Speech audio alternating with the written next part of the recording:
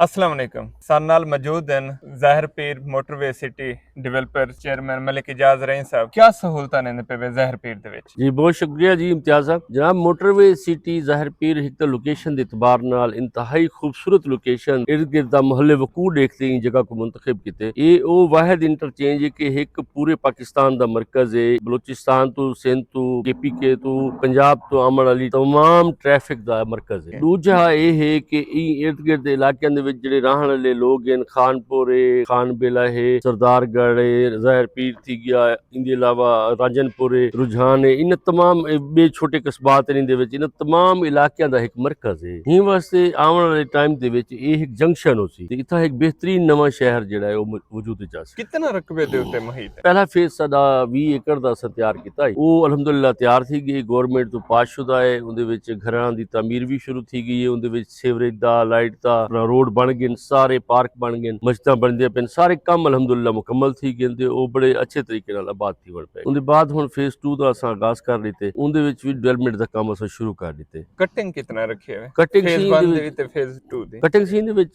5 मरला, 7 मरला, 10 मरला ते 20 मरला सारी कटिंग है ताकि हर किस्म दी कैटेगरी वास्ते इस्तेमाल थी सके बेहतर मकासद। अच्छा, ज़ाहिर पीर च वैसे सारे पसमानदा इलाके हैं, लोगों की कोशिश होंदी है अपना घर बनाओ ते तुसां माली हालात के मुताबिक इन्हें को किस तरह सहूलत दी हुई है कि किवें अपना घर बना एक सकते हैं? जेड़ा ई क्लास दा टाउन ना जिंदे विच असां जेड़ा सहूलतां देंदे पे हैं वो अलहमदुलिल्लाह असां इथां बुनियादी सहूलतां दा है नहीं हैं। चार दीवारी होंदी, गेट है हुंदा, उहदे विच 100 फुट ते 50 फुट दे रोड हैं। इहदे अलावा उहदे विच बेहतरीन पार्क बनाए से, लेडीज वास्ते अलग पार्क बनाए से, चिल्ड्रन वास्ते अलग पार्क बनाए से, फैमिली पार्क्स बनाए से। इहदे अलावा असां खूबसूरत मसाजिद बने पे हैं, अच्छा कमर्शियल एरिया बने पे हैं इहदे विच असां। इहदे अलावा असां इहदे विच एक इब्तदाई स्कूल देंदे पे हैं, एक बेहतरीन IT सेंटर असां दित्ते से जनाब दी ज़ेरे निगरानी जिहड़ा चलदा पे मुल्क दा मारूफ जिहड़े इंस्टीट्यूशन है उन्हां दे विचों इक है। अलहमदुलिल्लाह साडे पहले 2-3 बैच उत्थां बालां दे पढ़दे भी निकल चुके ते इवें असां यूनिवर्सिटी दा कैंपस उत्थां घेंदे आंदे पे इंशाअल्लाह। असें कोई इंतहाई खूबसूरत एक आइडियल हाउसिंग स्कीम बना देसू इंशाअल्लाह कि लोकां वास्ते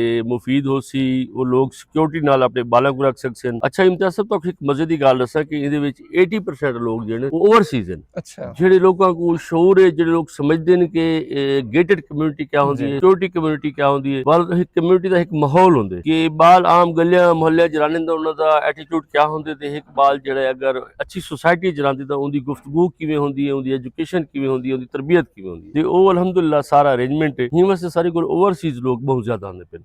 अल्लाह दा शुक्र है 80% ओवरसीज लोग हैं। पेमेंट प्लान नकद है या किस पेमेंट प्लान सी जिवें है वो मुफ्त दे बराबर है। पेमेंट प्लान ये है कि कहीं भी बिल्डर ने आज तक 8 साल का पेमेंट प्लान दिता ही कहनी जिंदगी। अच्छा, 8 साल दा 100 किस्तां करने पे सी 8.5 साल बनदे। ठीक है। 100 किस्तां दे विच यानी 1% अगर तुसा प्लाट गिदे 18 लाख दा 18,000 महीना देसो, अगर प्लाट गिदे 15 लाख दा तुसा 15,000 महीना देसो। ये तो एक मजदूर बंदा ही आराम नाल मजदूर ही घेर दे सकदा सकदे, है। रेहड़ी वाला दे सकदे, हर बंदा दे सकदे ते इवें अगले 8 साल बाद उनका घर एक दुनिया दी बेहतरीन आइडियल सोसाइटी। सारा पहला फेज मुकम्मल थी चुके, इवें दूजा फेज दा भी काम जारी है इंशाल्लाह, वो भी जल्दी मुकम्मल थी सी। मेरे को उम्मीद है कि इंशाल्लाह सब बड़ी जल्दी एक बेहतरीन सोसाइटी था बना के आबाद कर दे एक नवा शहर हो सी नवा ज़ाहिर शहर पीर हो दे सी विच इंशाल्लाह पुरसकून जी सिक्योरिटी जी ते सारे सहूलतें नाल जदीद जदीद दुनिया दी तमाम सहूलतां एक सिटी जिद्दत दे नाल, खूबसूरती दे नाल।